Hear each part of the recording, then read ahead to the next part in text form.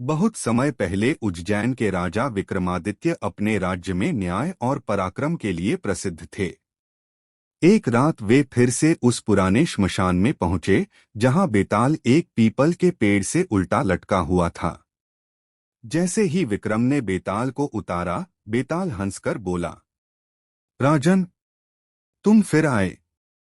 इस बार की कहानी सुन लो, लेकिन अगर अंत में बोल दिए तो मैं फिर उड़ जाऊंगा।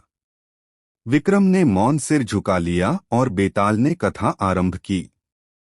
अधूरी मूर्ति का रहस्य। मालवा राज्य में एक मूर्तिकार था, नाम धरणीधर।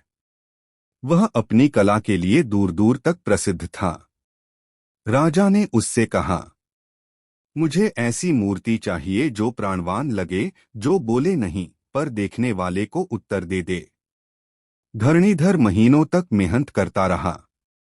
पत्थर पर हर चोट उसके दिल की धड़कन बन गई।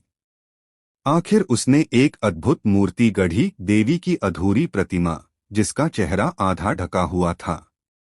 राजा ने पूछा, चेहरा अधूरा क्यों? धरणीधर बोला, महाराज, पूर्णता में जीवन नहीं होता।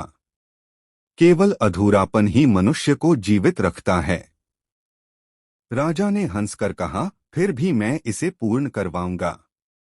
कल तुम इसे पूरा करो। अशुभ संकेत। रात को धरणीधर अपने कार्यशाला में लौटा। जैसे ही उसने मूर्ति का चेहरा पूरा करने के लिए छेनी उठाई, अचानक मूर्ति की आंखों से आंसू की एक बूंद गिरी। धरणीधर भयभीत हो गया। मूर्ति से आवाज आई, मुझे मत छुओ। जो मुझे पूर्ण करेगा वह अधूरा रह जाएगा। लेकिन कलाकार ने सोचा, शायद भ्रम है। उसने छेनी मारी और उसी क्षण बिजली कड़की, दीपक बुझ गया और धरणीधर वहीं मूर्छित हो गया। सुबह जब लोग आए तो उन्होंने देखा, मूर्ति अब पूरी थी, लेकिन धरणीधर की दाईं बाह पत्थर की बन चुकी थी। सालों बाद वह मूर्ति अब मंदिर में स्थापित कर दी गई।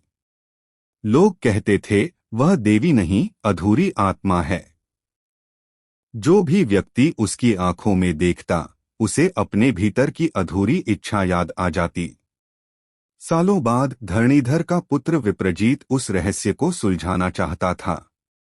वह रात में मंदिर पहुंचा और बोला, माँ, मैं जानना चाहता हूं कि मेरे पिता का अधूरापन तुम्हारे कारण क्यों हुआ। मूर्ति मुस्कुराई और बोली, तुम्हारे पिता ने जो अधूरा था उसे पूरा करने की कोशिश की। लेकिन सृष्टि का नियम है, कुछ बातें अधूरी ही सुंदर होती हैं। विप्रजीत ने कहा, तो क्या मनुष्य को अधूरा ही रहना चाहिए? मूर्ति बोली, नहीं, उसे पूर्णता नहीं, अर्थ ढूंढना चाहिए। बेताल का प्रश्न। बेताल ने विक्रम की ओर देखा और कहा, राजन, बताओ, क्या धरणीधर ने गलती की कि उसने मूर्ति को पूरा किया, या उसने अपना धर्म निभाया, क्योंकि कलाकार का धर्म है रचना को पूर्ण करना। अगर उसने गलती की तो कला का क्या मूल्य? और अगर उसने धर्म निभाया तो देवी का श्राप अन्याय नहीं था क्या? विक्रम का उत्तर। विक्रम ने गहरी सांस ली और कहा, बेताल, कलाकार का धर्म रचना नहीं, सत्य की अभिव्यक्ति है। यदि उसकी रचना किसी जीव को पीड़ा देती है तो वह अधर्म है।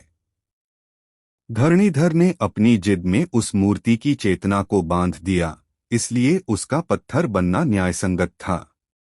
पूर्णता तभी सुंदर है जब वह किसी की स्वतंत्रता न छीने।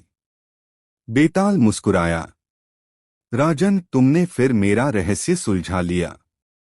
पर अब मैं उड़ रहा हूं क्योंकि तुम बोल पड़े। और वह हंसता हुआ फिर उसी पीपल के पेड़ की ओर उड़ गया।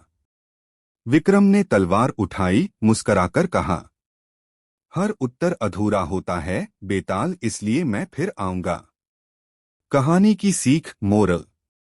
पूर्णता सुंदर नहीं, संवेदनशीलता सुंदर है। जो हर चीज को पूर्ण करना चाहता है, वह अपने भीतर का अधूरापन खो देता है। Please like, share and subscribe our YouTube channel.